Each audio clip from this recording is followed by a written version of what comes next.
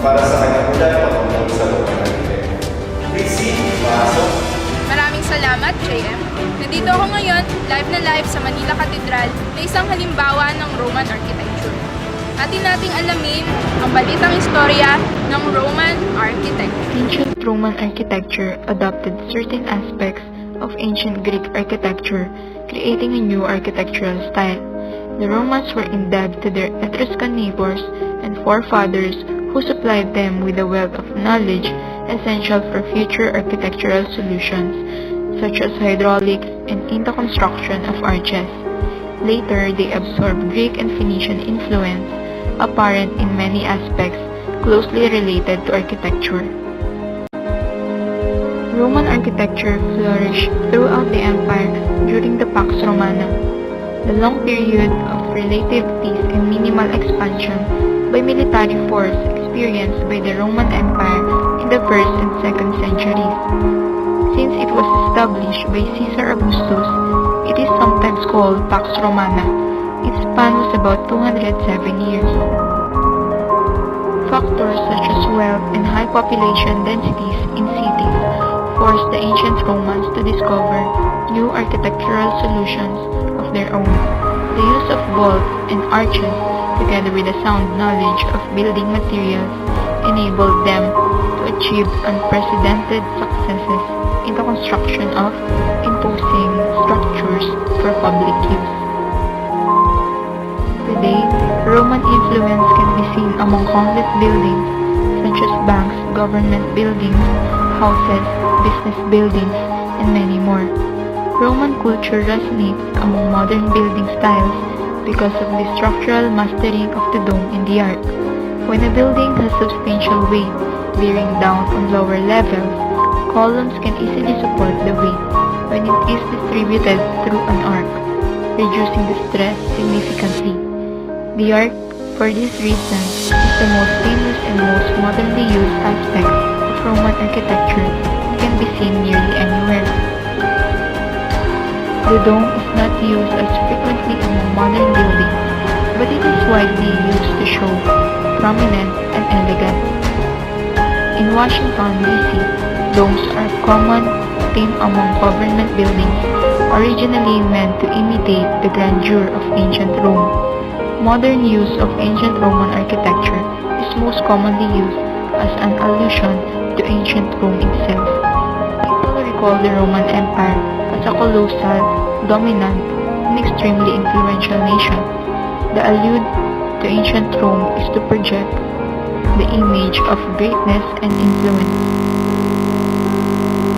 When the church was raised to a cathedral in 1579, a new structure made from nipa, wood, and bamboo was constructed in 1581 by Domingo de Salazar, the first bishop of Manila. The new structure was consecrated on December 21, 1581, formally becoming a cathedral. The cathedral underwent repairs for earthquake retrofitting and subsidence prevention in 2012. During such period, the San Fernando de Dilao Church has been designated as the temporary official church of the Archdiocese of Manila.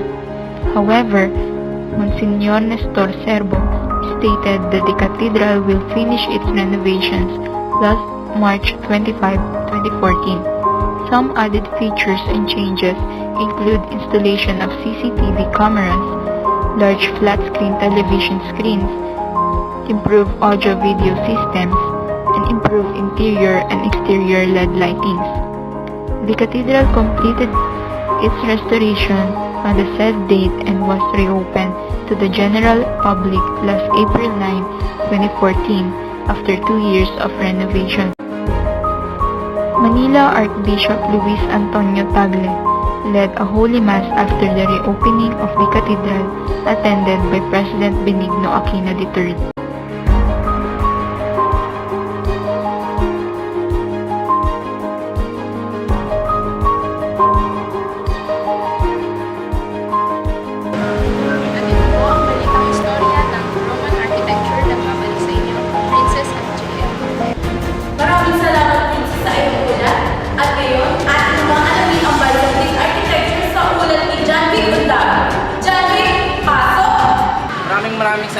Princess. Nandito ako ngayon, live sa Adamson Church.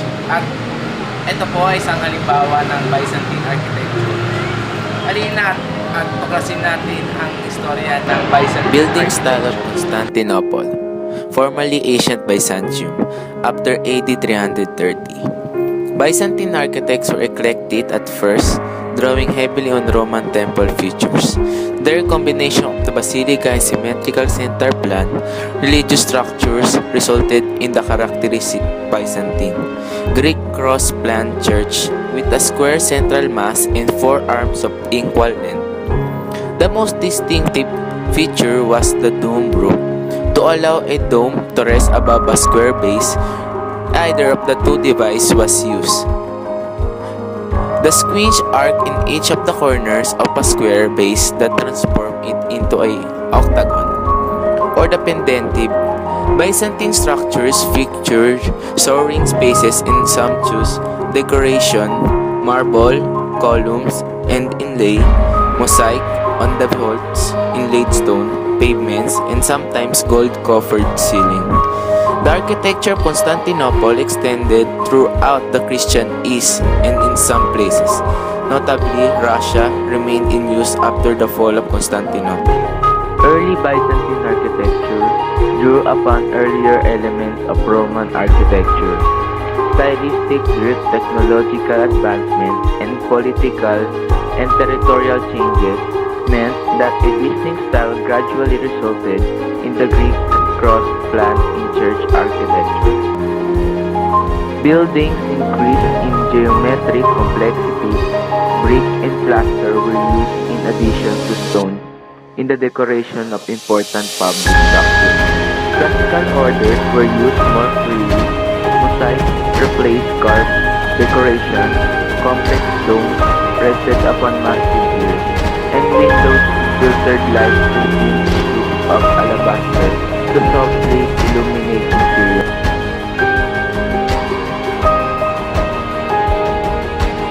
The Church of San Vicente de Paul was originally built as a chapel in 1883 and used as parish church of Paco from 1898 to 1909, also known as Adamson Church. The concrete parish church was built in 1912 to commemorate the 50th anniversary of the arrival of the Byzantines and Sister of Charity in the Philippines. In year 1617, Vincent founded the Ladies of Charity from a group of women within his parish. He organized these wealthy women of parish to collect funds for missionary projects, found hospitals, and gather relief funds for the victims of war, and to ransom 1,200 galley slaves from North America. From this, with the help of Saint Louis de Marillac, came the Daughters of Charity of Saint Vincent de Paul.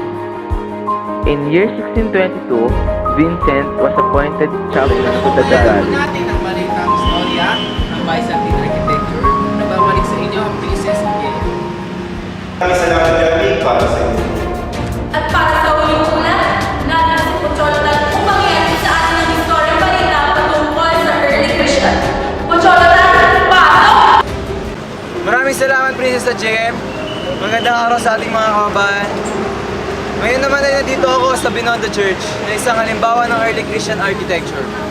Halina't alamin natin ang balitang istorya ng early Christian architecture. The invention of the Christian church was one of the brilliant, perhaps the most brilliant solutions in architectural history. This was achieved by a process of assimilating and rejecting various precedents such as Greek temple, the Roman public building, the private Roman house, and the synagogue. The early Christian period saw the growth of Christianity effectively on underground Eastern mystery cult during the first 3 centuries. It was established as the state religion of the empire under the successors of Constantine, ecclesiastical administration set up within the framework of the Roman Empire. Little change in social and economical order, gradual split between Eastern and Western Empire in state and church. Political and economical breakdown of the West ending in barbarian invasions. Early Christian architecture. Basilica church developed from secular basilica, centralized type from Roman. Basilica plan modified for liturgical requirements, congregated in nave and aisle, versus transept and apse. Different variants in east and west.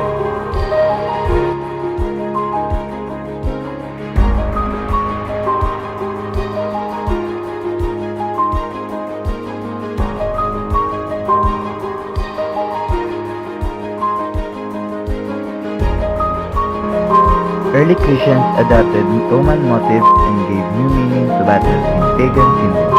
Among the motifs adopted were the peacock, grapevine, and the Good Shepherd.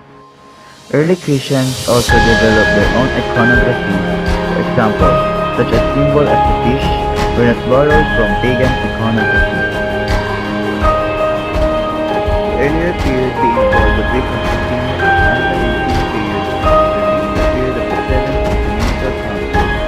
The end of the period of early Christian art is typically defined by art historians, being the 5th, 7th centuries is thus a good deal later than the end of the period of the early Christian, and typically defined by theologians and the church historians, which is more often considered to the end of Constantine, around 313-325. Early Christian art is generally divided in two periods by scholars, before and after either the Edict of Milan of 313, bringing the so-called triumph of the church under Constantine, or the First Council of Nicaea in 325.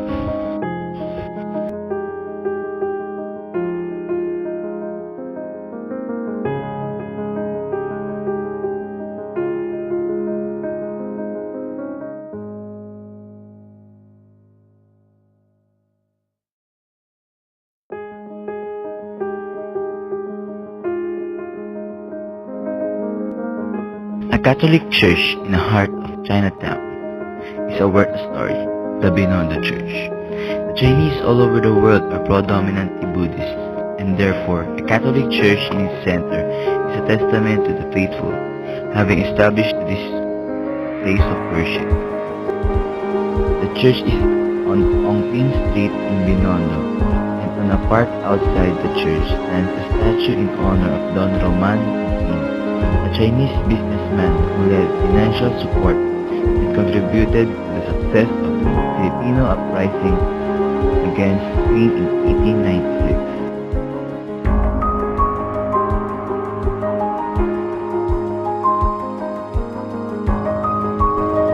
It was built by the Dominicans, founded in 1596. A church had been constructed before 1640. When transferred to its present site in the 18th century, a new church was built to accommodate a new churchgoer. In 1778, the roof was replaced with nipa as the wood was destroyed by termites. In 1863, the church was slightly damaged by earthquakes. The original structure sustained damages during wars and various natural disasters. Domingo Cruz D. Gonzalez supervised the construction of the dome in 1721. The roof behind the pediment and the walls on the left side of the facade are additions in the past years. The original facade with some few renovations is similar to the Italian high-resonance churches. The facade is buttressed on the side with pilaster mass terminated by urn-like decoration. A tower is found at the apex of the pediment. The base of the pediment along its central axis is a small circular window and smaller columns pediment which are framed by serrated walls. On the right, the huge Canton tower, characterized by canton, angle and pediment windows. The present church and convent was renovated between 1946 and 1970.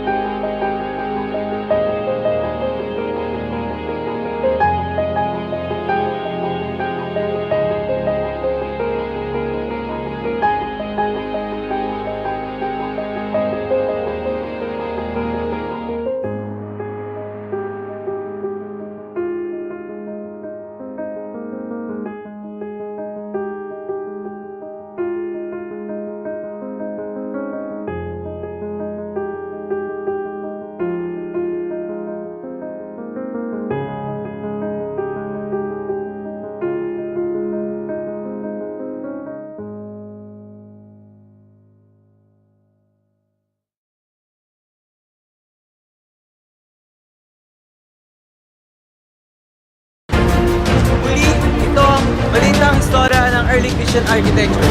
Balik sa inyo! Patuloy ating mga mangyayari